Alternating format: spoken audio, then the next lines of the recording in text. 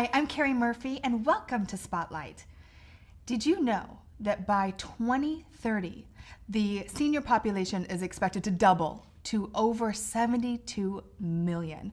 And I don't know about you, but with aging parents and aging loved ones, it is something that I think about all the time. And today, I'm so excited to bring you one of America's leading experts in senior care, Kelly Bradley. Kelly, thank you so much for joining me today. Thank you, Keri. I'm so glad to be here. You know, the thought of having my mom, in a place where she couldn't take care of herself or she needed extra care at this point of my life is scary, and yet it's something so many of us deal with every day. We do, and it's more and more prevalent. And I think that one of the things that happens is we have to differentiate between what's normal aging and what's a problem. Right. And you deal with this a lot with your background over 10 years as someone who has ran and owned senior helpers, but you've also had a personal experience with your mom and grandmother. Tell me about that. I have. So my mom started to get sick when I was in my 30s, and it was a long journey. She had diabetes and really everything that went along with it. She had complex medical conditions, and it was challenging for our family. I would think so, because in your 30s, you don't even think about taking care of a parent. You're trying to take care of yourself, right? And life. Your own life and your kids and your career and your own family. It's very challenging, but honoring her at the same time. So I'm curious, what was that like for your family, and how did you come? Because I know every family dynamic is different, but how did you work it out? Was it you as the oldest sister who had to step in and kind of make things happen, or did other family members come in? It started out as me really driving the bus, and then other people came in. My youngest brother is a physician and went to school really based on the challenges we were facing with my mom. So we all pitched in and helped. And it worked for us. Mm-hmm. It doesn't work for everyone, but it worked for us. I would think for those that are watching that might have a parent that is in this situation or just diagnosed with something, that there's probably a little bit of fear and guilt that comes with, do I bring in outside help? Am I the one that has to step in and take care of my parent? Do you have any tips, maybe even before your parent or loved one is diagnosed, that would help the family come together or help with some of these decisions? Because I would think most people don't even know where to go. You're right, they don't. And I think one of the main things is just start having the conversation. And for some families, that's really difficult. And it starts with, well, I'm going to talk to my sister and see how she feels about it. And maybe you start talking to your siblings first and getting a family plan, and then approaching your mom or your dad and saying... Because that's a scary thing to say, is like, hey, if something happens to you, we need to talk about this now. Well, yeah, and your parents are your parents. Yeah. You've looked up to them your entire life. So to come in and start to rule their world, you need to honor them where they are and meet them where they are. So what are some tips? What are some things that people can do now in that family planning stage before something happens? Well, I think one of the main things is making sure they've had a visit to the doctor. Everyone deserves a good workup. Mm-hmm. So before you jump in and assume, oh, my mom's, she's got dementia. She forgot 4 things yesterday. That just may be normal aging. I know. I forget things all the time. Yeah, I do too. So I'm like, is this normal? Is this baby brain? Like, mm-hmm. Yeah. Mm-hmm. Mm-hmm. But even something simple as hearing loss, people fake that really well. So identifying that that's the problem and it's not really dementia, it's something else. Right. And you also were sharing with me how important it is to understand the medications that your parents are on, mm-hmm. or your loved one. Why is that important? Well, and I think it's not just, we think of medications as prescription drugs. It's everything. So don't just assume that if somebody's taking a few vitamins from the GNC that maybe those are interacting with their prescription medications. Mm-hmm. So get a good comprehensive list. Know who the primary caregiver is. Write it down. Write the phone numbers down. How do we get into the house? Just get a family plan. Yeah, and those are things you really wouldn't think about if you do have a parent that's living alone or a loved one that's living alone and something were to happen, mm-hmm. right? How would the emergency services get in the home if it's past a certain hour? So those are things that you wouldn't think about, mm-hmm. that are so great to just have the conversation about. Well, put a family plan together. There are so many tools now also. You've got keyless entries, you've got apps on your phone that allow you to get into a home. There's just a lot of things you can do. I know as an oldest sister, but also just I think the woman in the relationship, when a parent does fall ill, you do feel this overwhelming need to stop your life and to provide for that parent or that loved one. It could be a grandmother or, someone else in the family.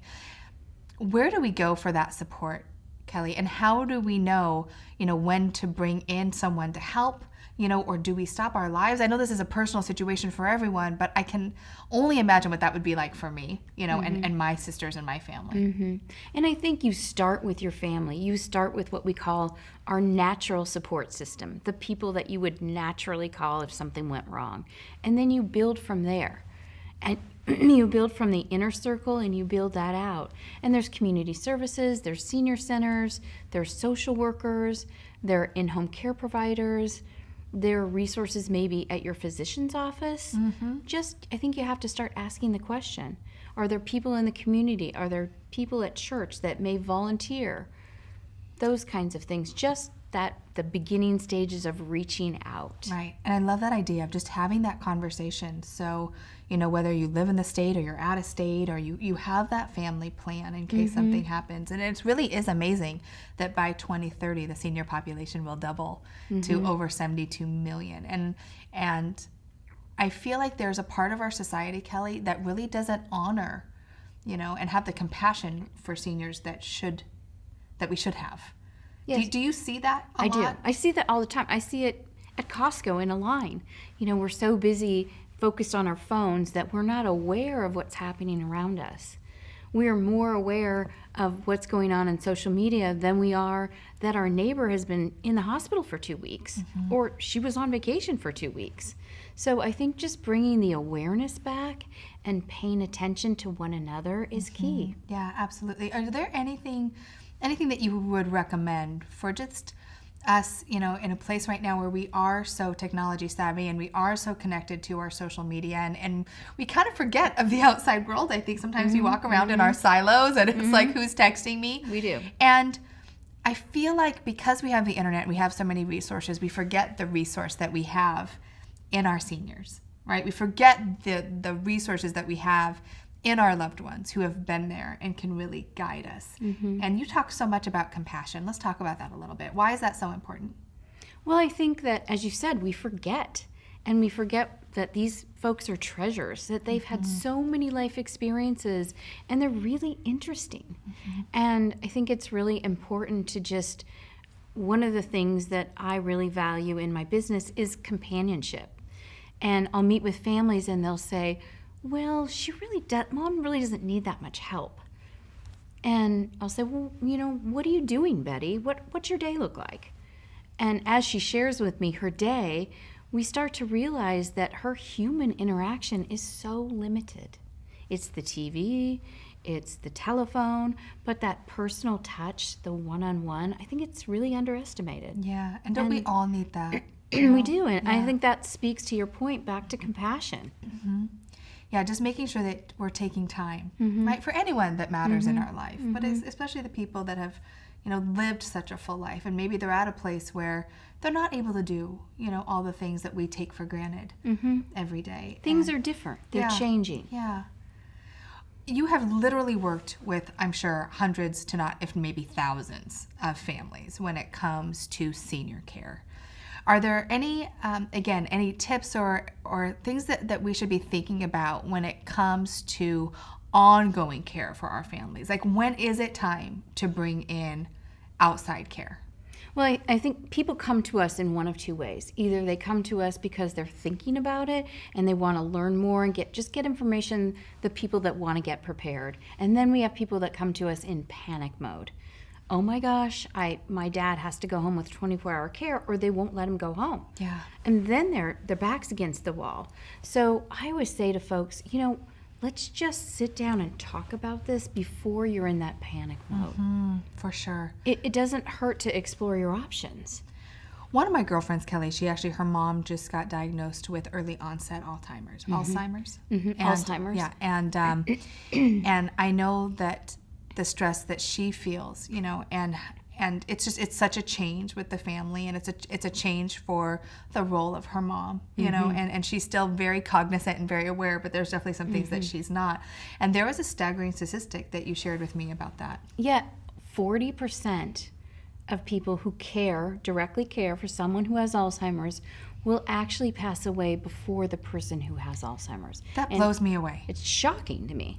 Shocking. And is that because it's so stressful? It is so stressful, and it's, you know, we're all so well-intended, and we love our parents, but when someone asks you 5,000 times a day, what time is it? Where are we going? What are we doing? You didn't tell me that. It's wearing. Sure. It wears on you. Yeah. And it's also, I think, it's this grieving process. You're losing part of your mom. Yeah. She's here, but she's not who she used to be. Yeah. And so I can only imagine what that would be like. And I know Yeah. that there's so many of us throughout the country, throughout the world, that have parents that, you know, are changing, right? And are diagnosed with different things. And Kelly, as you step in to support more of these people and create community around that, let's talk about that a little bit. Tell me a little bit about Oldest Sister. So the Oldest Sister is a resource and a community for people to come together and share information, to get more information about caregiving. I think no matter what end of the spectrum you're on, we all come at it from different places. And I am the oldest sister in the family, and so I took on that role of chief communicator, coordinating all the doctor's appointments, who's driving, and it can become overwhelming. Right. And I think it could probably feel very isolating sometimes. So to have a community where you can go and ask questions, and like, is anyone else dealing with this? Or how did you handle this situation when this came up? Or I have a family member that won't participate or won't contribute. So I'm excited that you're offering this resource to people because, Kelly, if statistics are true, and I know that they are, more and more people are going to need answers and resources. And you don't think about senior care. You don't think about caregiving, and yet we're caregiving every day to our friends and our family and our children. And at some point, we're probably going to be faced with caring for a parent or a grandparent or an aunt and uncle or someone else that is aging that we care about. And sometimes I think people don't even know they need help. And so a resource like the Older Sister that just starts to talk about things, just even in their most basic way, just some of the things we talked about. How would you get into the house? And creating that family plan, right? And having that conversation. And maybe it's how to start that conversation. Absolutely. Too. So they can go to oldestsister.com. Correct. Oldestsister.com. Join the community. It's an amazing place to get your questions answered. I know, Kelly, you're very involved there too. So they can actually, you know, get some great feedback from someone that has literally worked with thousands of families and providing that caregiving support. So I'm so excited that we're having this conversation because it's one of those things that you don't want to talk about until you're in the middle of it. And I think we need to start this conversation, and we need to start continuing to spread the compassion and honoring the seniors in our life. Absolutely. Thank you so much. And thank you for watching the Spotlight interview. If this is something that inspired you, or you feel like, you know what, I need to let everyone know about Oldest Sister and this new community, please share this video with someone else and comment below, because if this is a resource for you, if you are inspired, you will inspire others. Thanks so much for watching. Until next time.